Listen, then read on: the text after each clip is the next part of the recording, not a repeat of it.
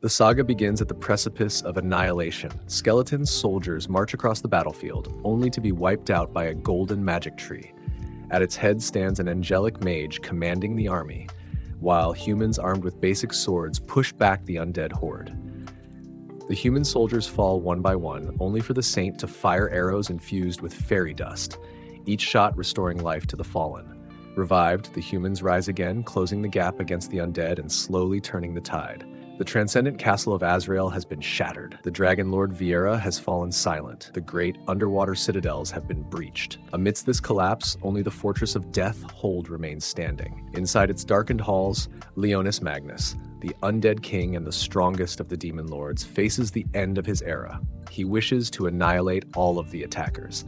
He is not alone. His loyal subordinates bow before him, urging restraint for the sake of Riselia. His maid, Sherry, implores him to endure, insisting that the goddess of rebellion does not wish for him to perish in this siege. Outside, church soldiers begin chanting. The tree monster tears into the citadel as Azure Dragon blasts slam into the crumbling structure. Leonis, recalling a sacred promise he made to Riselia long ago, decides that this defeat is merely a strategic pause. He addresses the empty air and his enemies beyond the walls, declaring that while he accepts defeat today, it is only temporary. He initiates a grand reincarnation ritual, vowing that in 1,000 years, he will rise again to reclaim his throne and his dignity. As the light of the spell consumes him, the undead king seals himself away, escaping the hero's final blow to sleep through the millennium. The narrative shifts abruptly 1,000 years into the future. The gothic darkness of the past is replaced by the sterile, echoing silence of subterranean ruins. A scouting party from the 18th Platoon of Excalibur Academy moves through the damp corridors of what was once a majestic structure. The team consists of two young women, Riselia Ray Crystalia, a silver-haired swordswoman with a serious demeanor, and Regina Mercedes, a blonde-haired support gunner with a far more carefree attitude. They reach the 7th floor of the ruins, scanning for void nests. Regina reminds Riselia that their mission is strictly reconnaissance. Self-defense is the only combat authorized. They are searching for magical anomalies, but their scanners remain silent. As they walk, Regina comments on the statues lining the path, identifying them as grave goods, objects of significance buried alongside a deceased ruler. She muses that if this truly is a king's tomb, he must be incredibly lonely, trapped in the darkness for all eternity. Riselia quietly photographs the carvings with her smartphone, while Regina decides to check another section of the cavern. Riselia runs her fingers across the ancient script, and the door suddenly lights up, sliding open to reveal a crystal throne room. Her attention is drawn to a massive, pulsating crystal embedded in the chamber wall. Meanwhile, the demon lord, lost in a trance for the past 1,000 years, has been wandering an endless dream. At last, he sees Riselia, the woman he adores. She barely acknowledges him, dismisses his questions, and instead gives him a code. He responds that he has not forgotten his promise. She smiles, satisfied. That was all she wished to hear. With that, she leaves, telling him to come find her. As she peers closer, she jolts in shock. There is someone inside. Trapped within the blue mineral is the silhouette of a small human boy. Overcome by an inexplicable urge to protect him, Riselia ignores protocol. She decides she must save him. Drawing her American pistol, she fires into the crystal. It takes 39 shots, but the barrier, designed to endure a millennium, finally shatters. The boy falls forward. For a moment, he can only think that she is utterly stunning, mistaking her for a high elf or some strange hybrid. But as he gets lost in her beauty, his memories return. He was about to inflict punishment, believing her to be a grave robber. Riselia asks who he is. Confused, the skeletal undead king looks down at himself and realizes the truth. He has reincarnated into the body of a 10-year-old human child, the form he once had when he was a hero, long before his fall into darkness. Riselia completely misunderstands the situation. She assumes he is a kidnapped victim suffering from shock and amnesia.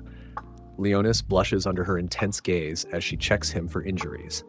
She comforts him in the tone one would use with a frightened toddler, promising that Big Sister will keep him safe. Leonis is internally mortified. Her scent and the softness of her breasts pressed against him make it difficult to summon any anger. He tries to cast a spell to punish her insolence, but his new body betrays him. Exhausted, he passes out. When he wakes, he finds himself eating a biscuit while Riselia prepares tea. To the demon lord's shock, he realizes he has never tasted raisin cookies before.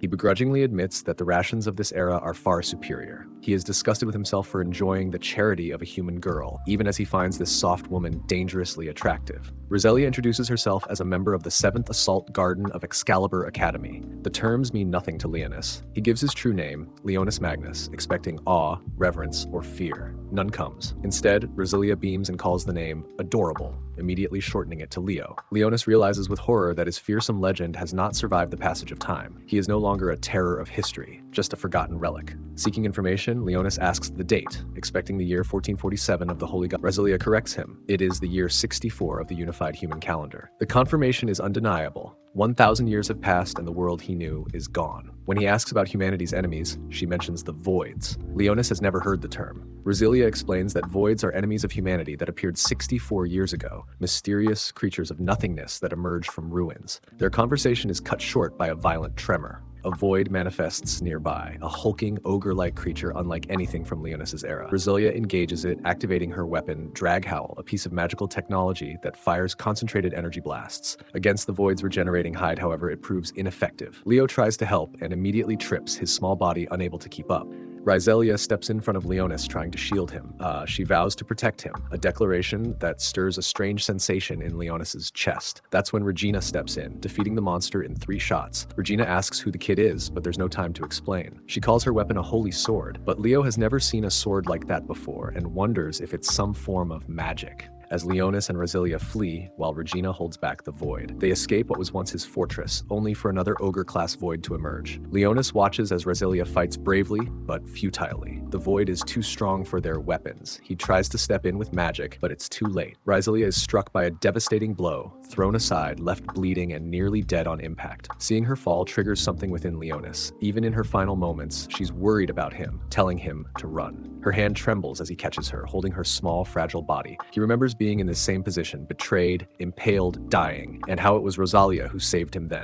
Now the roles are reversed. He sees himself reflected in this woman. He tells himself that he only needs her alive to extract information about this new era, and maybe he's taken a liking to her. Still, the real offense is this. A beast dared to harm what is his. Leonis steps forward, glaring at the creature and calling it an inferior being. He raises his hand and begins weaving a spell unseen for 1,000 years. A Phase 8 gravity manipulation spell, Verazuo. The atmosphere grows unbearably heavy. Pressure crashes down in waves. The void is slammed into the ground, its bones shattering as the gravity field crushes it flat. Leonis pierces another creature clean through, then incinerates the last without mercy. Silence returns to the cavern. Leonis turns back to Riselia. Kneeling beside her, he admits, if only to himself, that his mastery lies in death and destruction, not healing. Still, he respects her courage. He channels his mana and performs a restorative ritual. A magic seal forms on her inner thigh. Her teeth sharpen. Her eyes briefly turn crimson. He doesn't know if she'll hate him when she learns the truth. Her wounds knit closed, and Riselia regains consciousness, blinking in confusion. Leonis immediately reverts to his innocent act. Instead of panicking over her injuries,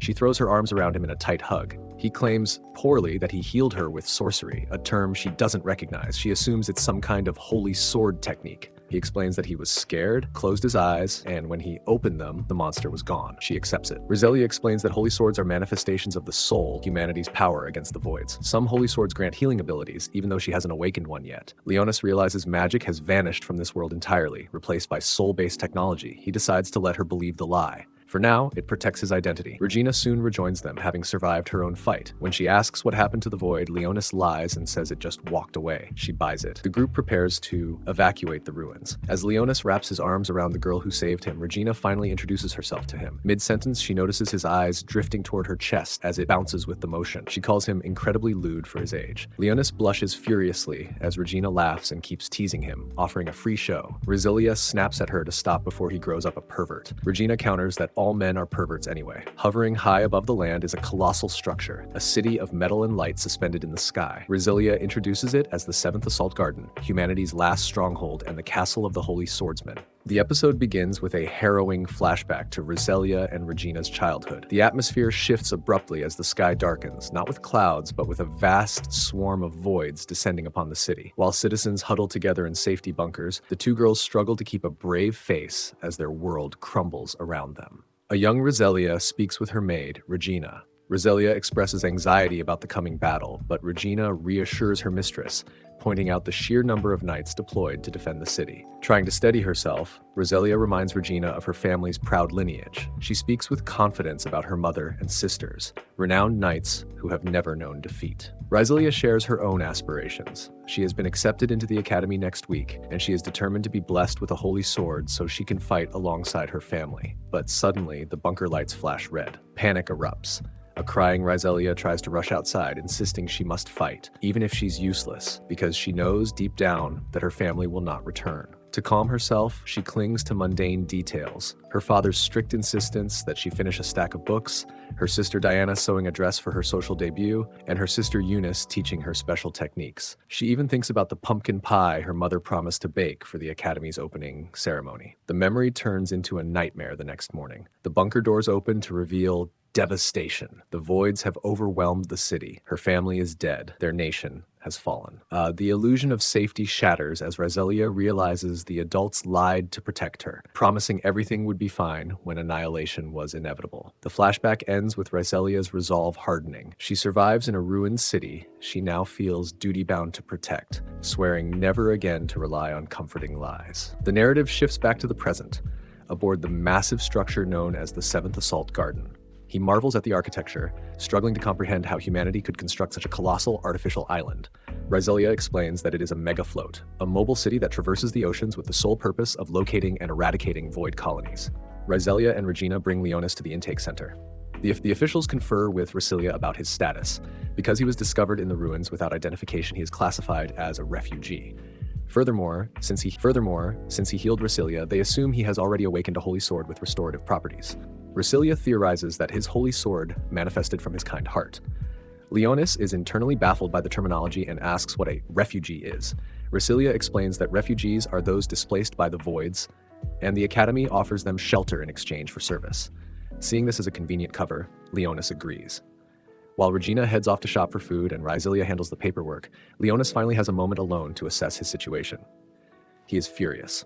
His original plan was to resurrect his undead army and conquer humanity, but human civilization has advanced at a terrifying pace. The emergence of the voids and his own diminished, childlike body only complicate matters further. From the shadows, Leonis summons his old subordinates. A dark, wolf-like entity named Blackas emerges first. They greet their master, remarking that his 1,000-year slumber lasted longer than expected. Sherry immediately comments on Leonis's new, adorable appearance, earning her a sharp glare. Leonis orders Sherry to infiltrate the city. He needs intelligence on these assault gardens. He cannot comprehend how humanity, once weaker than elves and dark broods, could build such mobile fortresses. He instructs her to conduct reconnaissance without using sorcery, as magic appears to be extinct in this era. Sherry accepts, teasing Leonis about his plan to mooch off humans for food and shelter. Pouting that she doesn't get to take care of him in his cute new form, she vanishes back into the shadows, escorts Leonis through a security checkpoint. He is scanned by machines he has never seen before, surrounded by technology beyond his understanding. Riselia smooths things over and secures a temporary ID for him. She explains that he must undergo a formal Holy Sword inquiry the following day to officially register his abilities and receive a student ID. Riselia then gives Leonis a tour of Excalibur Academy. She points out the administration bureau, vast lecture halls, the main library, and advanced research labs. Leonis notes that the academy is larger than his former fortress, Deathhold. As they walk near the training grounds, they encounter a group of female students led by a haughty upperclassman named Muzel Rhodes. Tension immediately sparks between the two groups. Muzel approaches Riselia with sneering arrogance, mocking her for taking care of a kid and deriding her platoon for being low-ranked. Leonis quietly watches the social interaction unfold. Riselia tells him it's none of his business. Muzel laughs, clearly enjoying the role of an anime-style villain. He notices Leonis and disparages him as a brat, flatly refusing to believe the child is a holy swordsman. He insinuates that Riselia is a failure who cannot live up to her family's prestigious lineage because she has not yet manifested a holy sword. He then offers her his protection in exchange for joining his collection of toys, a proposition Leonis immediately recognizes as lust disguised as recruitment. The pets accompanying Muzel also seem unsettling, silent, obedient, and lacking any sign of free will. When Riselia refuses, Muzel gets handsy, grabbing her by the hair. Leonis steps in instantly, overpowering him with ease and preparing to cast a spell to obliterate the bully, his eyes glowing with dark power. He coldly lets Muzel know he would end him without hesitation. Muzel, shaken but trying to save face, braces himself to fight, but is interrupted by Elphine, a senior student. She sharply admonishes Muzel for drawing his holy sword in a personal dispute and threatens to send recorded footage of the incident to the administration. Realizing he's cornered, Muzel retreats, hurling a promise that Riselia will regret this. He calls Elphine a bitch before storming off. Elphine introduces herself to Leonis. She is the data analyst for Riselia's platoon, efficient, blunt, and somewhat detached. She immediately takes Leonis's measurements for a uniform using her device. She thanks him for saving Riselia in the ruins, revealing that she had been analyzing mission data and detected strange magical signals, likely Leonis's gravity spell, but was unable to identify their source. Riselia nearly collapses from exhaustion, prompting the group to head to the dorms. They arrive at the Phrasal Guard dorm, a rundown older building separated from the sleek modern dorms Leonis noticed earlier. Riselia explains that housing assignments are based on platoon merit and achievements. Since her unit is low-ranked, their accommodations are poor. They enter Regina's room to find the maid fast asleep on her bed, Riselia decides not to wake her and instead takes Leonis to get cleaned up. She begins removing her socks and changing without warning, causing Leonis to look away, blushing fiercely at the lack of hesitation. She leads him to the communal bathhouse. Inside, Leonis is fascinated and confused by the modern plumbing. Riselia, nervous, briefly considers asking if Leonis would be interested in joining her platoon, but grows self-conscious and decides it's better to wait until tomorrow. Leonis examines the shower and faucet, marveling at the precise control of water temperature and mistaking the technology for an advanced fusion of fire and water spells. As he begins to wash, Riselia enters the bath area with him, completely unbothered by the nudity. She treats him like a harmless toddler, just scolding him for using body soap on his hair and offering to scrub his back. Leonis is mortified. His internal monologue rages about the backward morals of this era and the humiliation of a demon lord being washed by a human woman, but he submits to maintain his cover. As she scrubs his back, the conversation turns serious. Riselia brings up Leonis's future. She explains that after his inquiry the next day, he will be highly sought after by top-ranked platoons, as healing abilities are incredibly rare. She gives him her blessing to join a better unit, admitting that her own platoon offers little in comparison. Leonis is struck by her honesty and selflessness. He asks why she insists on fighting on the front lines when she has no holy sword and could easily remain safe under someone else's protection. Riselia's expression hardens with determination. She declares that she refuses to be someone who is merely protected. She wants to be the one doing the fighting. She is driven by the memory of her fallen family and her duty to her hometown. Suddenly, the peaceful moment shatters. Leonis's expression shifts from that of an innocent child to the cold, commanding visage of the undead king. He touches the seal on her leg. Her eyes turn red, and her teeth sharpen, and she lunges forward, biting his neck and drawing his blood. When she regains control, she recoils in horror, flooded with questions. Why did she do that? Leonis calmly addresses her, dropping the facade entirely. He reminds her that he told her he healed her using a holy sword. Then he reveals the truth. He does not possess one. He tells her plainly that Riselia Ray Crystalia died in the ruins during the Void's attack. What he performed was not healing, but resurrection. In the training grounds of Excalibur Academy, Riselia struggles against the basic training bots. She remembers her sister's movements perfectly, but her body feels weak. She's overpowered and slammed to the ground. Drawing on a specific memory of her sister teaching her a technique, she centers herself around a single belief. If a holy sword is a manifestation of the soul, then hers must surely take the form of a blade. Regina watches from the sidelines, guilt and worry etched across her face. Just then, continuing their earlier confrontation, Musel appears. Still condescending and arrogant, he pressures Riselia to abandon her seemingly futile pursuit of becoming a holy swordsman, and instead join his platoon as nothing more than a decorative object. He mocks her lack of a holy sword and sneering that her rigorous training is pointless nonsense for someone without real power. Riselia refuses to back down. Before the blow can land, Regina snaps her gun up and plants it inches from his face, ordering him to back off. Musel stiffens, reminding her that using holy swords in private disputes is strictly prohibited. Regina coolly tells him to leave. Scoffing, but clearly intimidated, Musel retreats. Regina reassures her that once her holy sword awakens, she'll have no trouble dealing with bullies like Musel. Despite the encouragement, Riselia can't shake the doubt gnawing at her whether she'll ever be blessed with that power at all. The scene shifts to the interior of Riselia's dorm room the following morning. Riselia wakes in confusion, her last memory being the searing pain in the bathhouse. When she asks how she got to bed, Leonis panics, blurting out that he didn't see her naked. He explains, far too quickly, that he carried her back, then hurriedly adds that he used sorcery to levitate her so he wouldn't have to touch her or see anything inappropriate, preserving his. She lets that pass and asks the question that truly matters. Who is he, really? He tells her he is the reincarnation of an ancient sorcerer. He explains that the healing he performed in the ruins was actually a high-level necromancy spell called Create Elder Undead. He confirms the horrifying truth she suspected. She died in the ruins. To save her, he resurrected her as a vampire queen, the highest tier of undead minion. He explains that her collapse in the bathhouse was caused by mana starvation, which is why she instinctively sought his blood. Riselia absorbs the revelation with surprising resilience. Instead of recoiling in horror, she accepts the reality of her death because it allowed her to live on. She opens up to Leonis about her past and the source of her relentless drive. When she was 9, a massive void outbreak, known as a stampede, destroyed her hometown and slaughtered her family of holy swordsmen. Only she and Regina survived. Her desperation to awaken a holy sword comes from a need to live up to her family's legacy and protect those she still has left. She asks him if an undead being can still manifest a holy sword. Leonis admits he doesn't know, but assures her that as a vampire queen, she is already far stronger than she ever was as a human. At the cafeteria, Leonis attempts to pay with a gold coin from his era, a treasure once valuable enough to purchase a castle, before explaining they only accept credit, leading to a comedic realization for Leonis that his ancient fortune is utterly worthless in a modern credit-based economy. While eating, they're joined by Sakuya Sieglinde, the youngest member of Riselia's platoon. Small, sharp-tongued, and perpetually broke due to a gambling addiction, Sakuya arrives fresh from losing everything at the casino. Despite her flaws, she's infamous for slaying voids solo. She immediately recognizes Leonis as the new recruit and treats him as a fellow warrior, noting the calluses and grip of someone who lives by the blade. The group proceeds to Leonis's official Holy Sword inquiry, overseen by Instructor Diaglacia Alto. Leonis is instructed to manifest his weapon. Knowing that revealing his true power would be catastrophic, he summons the Wicked Staff of Sins, disguising it as a support-type Holy Sword. The instructor accepts this explanation, at first. During the demonstration, Leonis forgets to hold back. Gravity crushes the training bots with overwhelming force. Diaglacia's expression darkens with suspicion as other students gather, drawn by the display of power. The pressure mounts. Determining that a simple inquiry is insufficient, the instructor announces a secondary investigation and demands a full combat demonstration.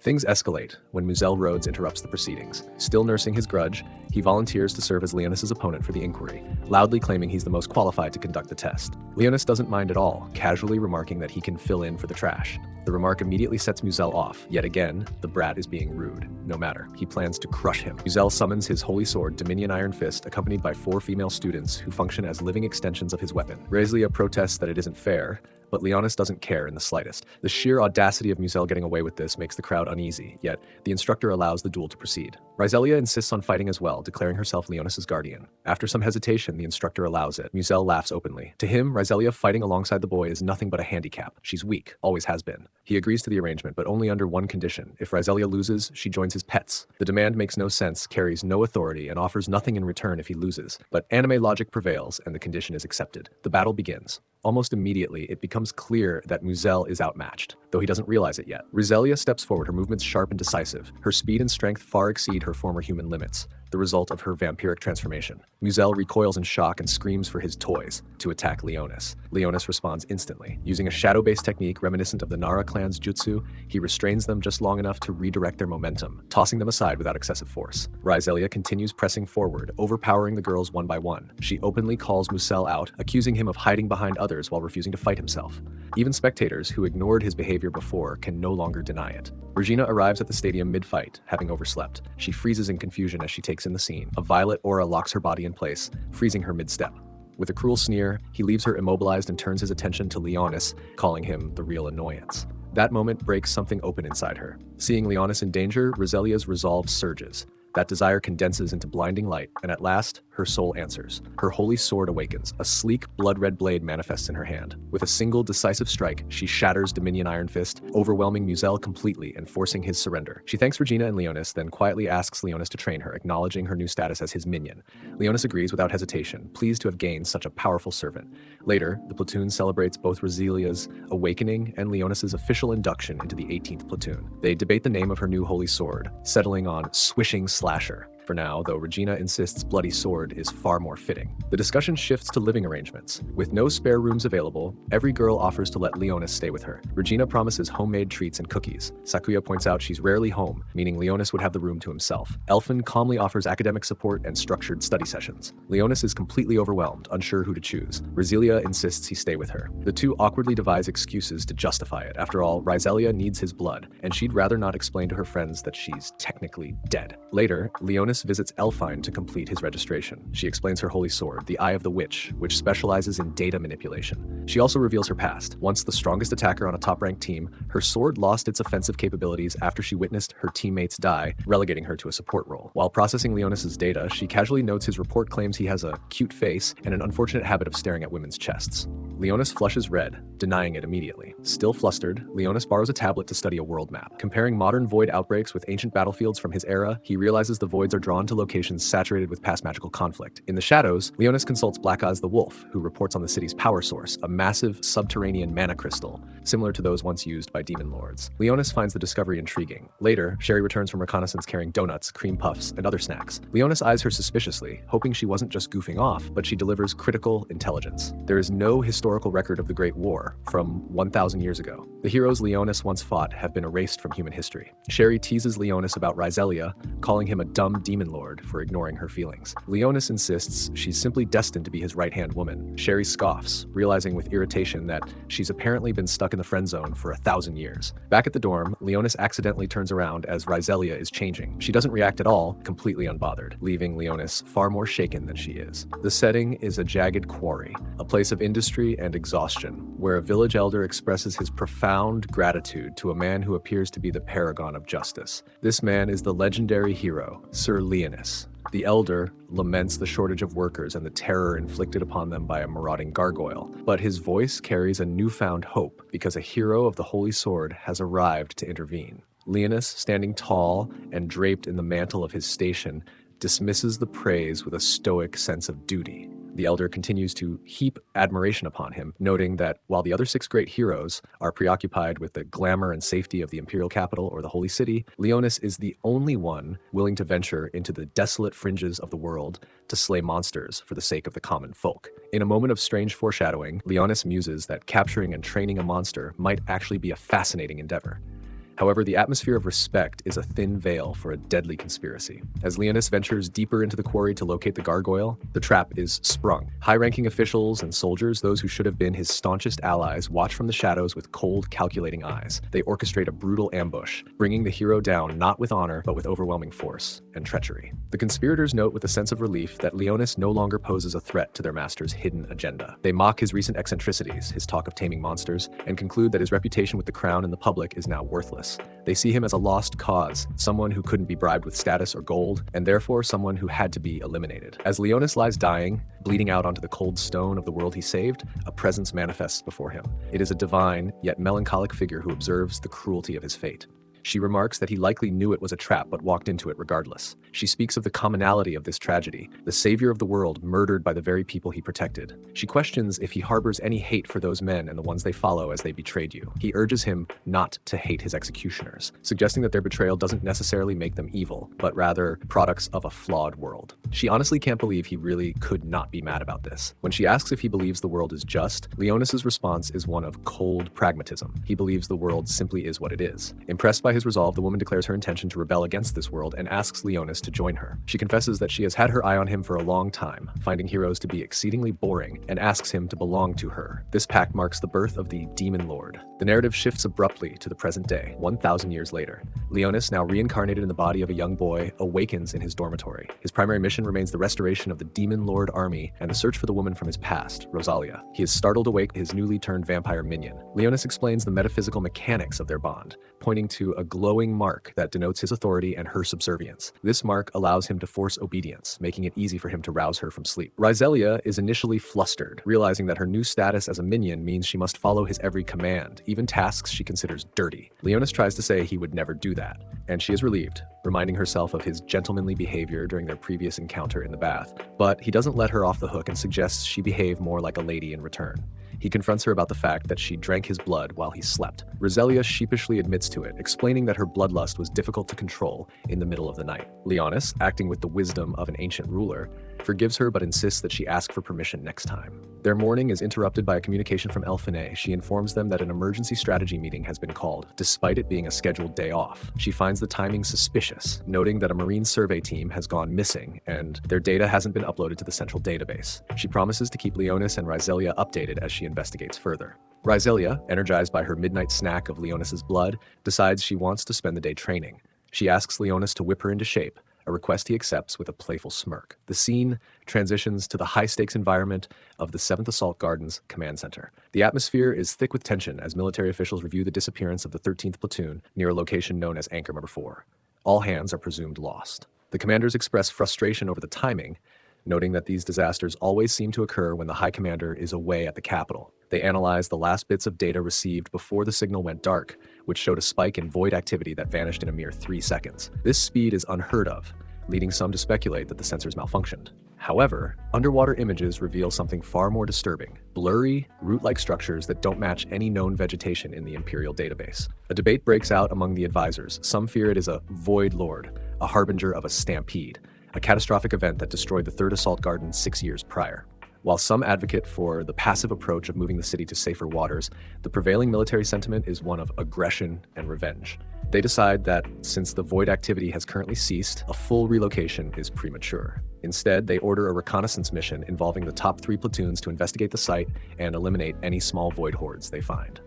Back at the academy, the training session between the Demon Lord and his vampire knight begins. Riselia demonstrates her sword techniques, explaining that she was taught by her family as a child, but has been largely self-taught since joining the academy. She expresses humility, comparing herself unfavorably to Sakuya, whom she considers a true master. Leonis, however, sees the untapped potential in her mana supply. He explains his plan to turn her into a Spellblade, a warrior who uses mana to augment physical prowess and sword skills. To test her, Leonis uses his staff to summon a group of skeletal warriors from the ground. He calls them his lowest-ranked minions, but for Riselia and the people of this era, she doesn't hold back, slicing through the bones with newfound speed and strength. Leonis watches with satisfaction as she dispatches wave after wave of the undead. After the session, Riselia is visibly improved, acknowledging that she feels significantly stronger thanks to Leonis' intervention. As a reward, Leonis offers to treat her to a meal, though Riselia insists on going to a specific, affordable place she knows off campus. Meanwhile, Sakuya is enjoying her day off in a very different way. Having won a significant amount of money at a casino, she is in high spirits. While walking near the dorms, she encounters a large black shadow wolf with a noble aura. Unaware that this is actually Leonis' familiar, Blackas, she finds the creature adorable. She decides to name him Mr. Blackie Fluffykins and feeds him treats bought with her gambling winnings. Blackas, a terrifying creature of the night, seems to resignedly accept this indignity for the sake of the snacks. Regina later visits the dorm where Elfine is working doing research. Regina offers sweet potato rolls and wants her to taste the batter. Another knock on the door, and it's Sakuya excitedly tells her friend about her new best friend, the fluffy dog she met outside. But the others don't seem to be impressed as they tell her not to feed the stray dog that she found. That's when Regina questions Elfine why she's wearing a school uniform on their day off. Elfine says it's because she doesn't know if their teacher will call them. She was asked to track some military situation, mentions the missing survey platoon and the reconnaissance squad currently heading out. She asks if anyone has seen Riselia, and Regina notes that Riselia and Leonis have headed toward a place called Sunny Spot House. Meanwhile, the maid is undercover working a 9 to 5 so she can earn money and buy sweets for Leo. She's tasked with prepping fresh fries by her boss, but ends up using her own knife, cutting the potatoes in bowl, and her boss freaks out and kicks her out. Then she hides when Riselia stops to get a snack at her shop. Leonis and Riselia arrive at this destination, which turns out to be a combination restaurant and orphanage. It is a warm, bustling place where Riselia is clearly a beloved figure. She works there part-time to help support the children, who are orphans just like she once was. Leonis observes the children with a detached curiosity, noting how different their lives are from his own childhood. The children are excited to meet Leo, Riselia's friend. Leo internally thinks to his own past, where he was a starving orphan too. One boy, Dean, tries to pull a prank on Riselia, but the ancient demon lord is unimpressed by the childish antics. But Riselia says he's still young, so she won't overreact. The owner of the orphanage, Miss Frania, welcomes them warmly. Riselia expressed that Leo is the boy she found in the ruins, and that he's a holy swordsman. This excites the kids, and they playfully swarm him. Riselia presents gifts of vegetables from the dorm garden and a box of donuts. As the kids talk to her and express how much they want her cooking, Leonis understands now this place represents what she wants to protect. This revelation strikes a chord with Leonis. He realizes that while Riselia has found a new home to defend, he has lost everything from his previous life. The concept of a place to protect is something he no longer possesses, adding a layer of melancholy to his mission of world conquest. Back at the academy, Elfine feels a sudden, inexplicable sense of dread. Deep beneath the city's outer rim, the earth begins to vibrate. Within the high command chambers of the 7th Assault Garden, a discussion of grim necessity unfolds. The city's leadership grapples with a situation where traditional options have evaporated. They weigh the lives of the populace against the survival of the city itself, theorizing that even if a mass tragedy occurs, the people could potentially be revived through advanced means, a path they deem the most logical, however heartless it may seem. This detached perspective on human life is interrupted by a sharp disagreement, highlighting a refusal to accept such a tedious and murderous cycle. Amidst these shadows of conspiracy, the name of the hero of the Holy Sword is whispered as both a hope and a warning. This figure is perceived as a dangerous variable, a man whose immense power might eventually lead him to dig his own grave. They are joined by Elfine, a brilliant student from the 18th Platoon, known for her exceptional research and data analysis skills. Despite her youth, her pedigree is respected, as her father was once a vital member of the council. Elfine presents her findings with clinical precision. She details micro-vibrations detected in the controlled access areas deep beneath the Assault Garden, specifically within Block 62. These vibrations are synchronized with unusual mana waveforms that do not align with any known magical devices. She further explains that fluctuations in the spatial mass have begun to disrupt the city's magnetic fields, causing widespread mobile network outages. When she reports identical phenomena occurring in Block 59, the Council realizes the terrifying truth. The Voids have not only entered the city, but have infiltrated the sensitive underground infrastructure. They are moving with a level of stealth that suggests they are intentionally disguising their presence to bypass surface defenses. The situation escalates as reports flood in from the maintenance tunnels. Damage is detected at Block 31, and a bizarre parasitic vegetation is found rapidly growing in underground storeroom 226. The military realizes that the Void is not moving randomly. It is tracking the city's energy supply lines. The amount of energy leaking from the system matches the distance the creature has traveled. The trajectory is clear. UK 6402 is heading directly for the central power plant. If a Void Lord of this magnitude reaches the energy reserves, it will trigger a stampede, a catastrophic, large-scale influx of voids that could wipe the city off the map. Amidst this brewing storm, the scene transitions to the warmth of the sunny Spot House. Riselia and Leonis are spending time with the orphans, a sharp contrast to the cold corridors of the command center. The children, unaware of the approaching doom, are fascinated by Leonis. One boy, Dean, acts with a bratty persistence, demanding to see Leonis's holy sword. Riselia tries to manage the children's rowdy behavior, but Leonis, maintaining his outward persona as a young boy, decides to indulge them. He views it as a simple task to entertain his minions' friends. However, the levity is cut short as the city-wide alarms begin to scream. The vibrations Elfine warned about finally reach the surface. The sky turns a sickly hue as the high-altitude emergency signals are launched. Acting Commander Nickel takes the heavy step of shifting the 7th Assault Garden into Fortress mode. This involves disconnecting the primary power plant and relying on independent magical reserves for each block, a defensive posture that can only be maintained for 3 days. The survival of the city rests solely on the shoulders of the students and holy swordsmen currently on site. The invasion begins in earnest. Voids erupt from the ground and through the vents, swarming the streets in a coordinated stampede. Leonis watches as the city's weaponry attempts to repel the tide. He is impressed by the offensive capabilities of this era's technology, but recognizes that it may not be enough. He is momentarily annoyed by the disruption to his day. Riselia, though terrified by the sight of the monsters, refuses to flee. She stands her ground, her holy sword trembling but ready. Leonis observes her with a critical eye, noting that she has yet to awaken the true potential of her Vampire Queen bloodline. He acknowledges her promise and bravery, deciding that he cannot allow these lowly creatures to ruin such an excellent minion. As the voids close in on their position, Leonis prepares to intervene, masking his ancient power behind the guise of a child's magic. The battle reaches a fever pitch as a mega-colossal void resembling a skeletal dragon emerges. This creature possesses a level of magic resistance comparable to the ancient dragon race, rendering standard holy sword attacks and basic spells nearly useless. He reflects on the irony of his situation. He cares little for the fate of a human city, yet his pride as a demon lord will not allow him to turn a blind eye to creatures that dare to challenge him and his minion. He commands Riselia to stay perfectly still, promising that as long as she doesn't move, she won't be caught in the crossfire. With a massive surge of dark mana that dwarfs the signatures of the voids, Leonis unleashes the Grandma Sekis, a cataclysmic sorcery that tears through the air. The resulting explosion is absolute. The mega-colossal dragon void is obliterated in a single strike, leaving nothing but scorched earth and fading crystals. Riselia is left in awe, struggling to comprehend how a 12-year-old boy could possess such overwhelming strength. The victory is short-lived as the ground beneath Riselia suddenly collapses. Thick, dark vines erupt from the chasm, wrapping around her limbs and pulling her into the darkness. Leonis moves toward the edge of the pit, just as a gargantuan, ancient tree-like entity rises from the depths. The creature features glowing green eyes embedded in its bark-like face. Leonis stares up at the monstrosity, his expression shifting from concern to recognition as he identifies the entity as his old acquaintance from the past, Arakel de Gradios. In a flashback to the Holy God calendar year 434, the skeletal undead king Leonis returns to the undead capital of Necrozoa after a victory on the battlefield. Leonis is shown to be much older, a man in his 30s or later in life, with a disfigured face and multiple wounds that would kill a normal man. He presents a hoard of treasures to a woman named Riselia, who sits upon the stairs of his throne. Riselia remarks that he has become adjusted to this new power, even taking the initiative to subjugate people and shelter those he wishes. Leo admits he shelters people in his shadow realm, also learning this skill from an enemy he defeated. Riselia offers him a gift in return, his former holy sword. Leo is confused and a little annoyed looking at it, but she says the sword no longer fits him and that she can change that.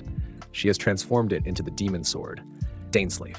She explains that the blade is sealed and cannot be drawn unless a specific condition is met, warning that the weapon will eventually call his truth into question. In the present timeline at the 7th Assault Garden, a massive tree-like entity known as Arakahel looms over the landscape. Leonis, now in his younger human form, recognizes the creature as a rival from 1,000 years ago who has been resurrected as a Void Lord. Arakahel begins spawning smaller Void monsters, prompting Leonis to retaliate with fire magic. The Void Lord leaves, and he realizes the game here. He observes the mark on his hand, confirming that his minion, Celia, is still alive, and decides to lure Arakahel out to destroy it permanently. His familiar gives a little more context to this, saying this is their longtime nemesis, Arakahel, who they mock for making himself a lowly foot soldier in this war. As he's about to leave, the wolf calls back to Leonis, asking about the group of children and their caretakers near an orphanage. Leo is used to humans being afraid of him or disgusted by his power, as fear is natural. But as he arrives, it's not what he expects. A young girl who has a crush on him thanks him for protecting them, even calling him Big Brother Leo, and begs him to save her sister, Celia. Though he initially maintains his persona as a detached demon lord, Leonis finds himself moved by their gratitude. He casts a level 8 containment spell to create a defensive barrier around the building and summons 2 skeletal warriors to stand guard. Nearby, Blackas, the shadow wolf, brings Leonis some rations, being skewered meat he obtained from a human.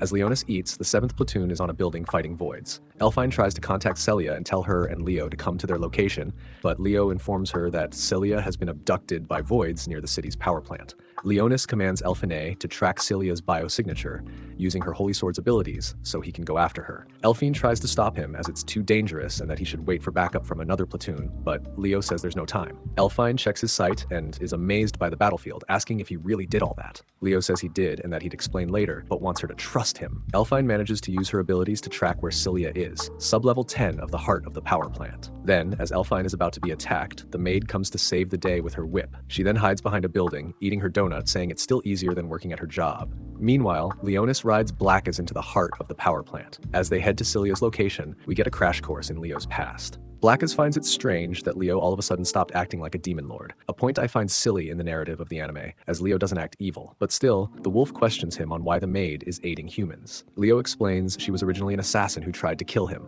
who he managed to turn, so she's skilled enough to defend Celia's friends. Blackas, however, is more concerned why such a skilled person isn't here helping them, or really why they should care about Celia. Leo tries to dance around the topic, saying Celia's super strong and useful rather than saying he actually cares about her, as that would make him look less evil as a demon lord. And he can't have that. Blackas tells him he doesn't need to lie to him, and Leo admits fine, he likes Celia and the humans. The two old friends meet to face off again. The Void Monster calls him a fool, saying the era is not like their own and has changed too much for Leo to take over. Leo agrees, but disagrees. Then the vines begin to glow more, and Leo hears the singing. Leo is shocked, as this reveals that he has assimilated priests from the Sacred Order and is siphoning energy from the plant's mana crystal, allowing the monster to cast multiple high-level holy spells simultaneously. Inside the core of the tree and power plant, Celia hears the singing and wakes up. She's tied down by vines, and an earring communication from Leo calls her. She's confused and tries to break free. The wolf and Leo move to get closer to the plant as Leo realizes where Celia is. Leo shoots ice shards able to cut through the roots, and Blackas uses a hyper beam, but it can only get them so far. Blackas realizes that his own sorcery is becoming less effective within Arakahel's domain. Leo and the wolf then hear chanting from the roots, and they are shot with level 8 magic. They jump and manage to dodge and counter with their own magic, but it's blocked by the angry tree man. Due to the mana crystal Arakahel has and the priest he has absorbed, his magic power is nearly unlimited, and Leo admits this is the power that gave the man the title Great Sage. Meanwhile, Celia is bleeding against her bindings. Wanting to be useful, she manages to summon her holy sword. She uses the blood to cut down the vines. To empower Celia, Leonis provides her with a drop of his mana-infused blood. This restores her strength and allows her to manifest her own power. Determined to protect Leonis and the city, Celia resists the vines and prepares to fight alongside Leo. Arakahel begins chanting several level 10 spells at once, intending to incinerate the entire city and himself. Recognizing the dire threat, Leonis decides to draw the demon sword. To satisfy the blade's requirement of protecting his kingdom, Leonis formally claims the 7th Assault Garden as his own territory, declaring its residents to be his subjects. With the seal broken, he draws Dainsleif. He executes a secret sword technique called Ragna Lost, releasing a massive beam of energy that completely obliterates Arakahel. In the city's control center, officials confirm that the Void Lord has been terminated and the stampede is subsiding. They attribute the victory to the combined efforts of the defenders, unaware of Leonis's intervention. Later, Leonis lies in bed, suffering from extreme muscle soreness and mana depletion. Celia visits him, bringing a sandwich and a wreath made by the children he saved. Celia becomes bashful and hesitant to say this. She confesses that wielding her holy sword now requires a significant amount of blood. Leonis allows her to bite his finger to consume his blood, but they are interrupted by Regina, Elfine, and Sakuya. The girls are shocked by the scene, leading to a frantic and embarrassing misunderstanding. Not knowing how to say it, they mention that stuff like that is against the dorm rules, as they had come in to check on Leo. Celia tries to explain she was merely treating his wounds. The episode concludes with a view of a massive fleet of airships traveling across the ocean. On the lead ship, a blonde girl sharing a striking resemblance to Regina sits with a red-horned creature, heading toward the assault garden.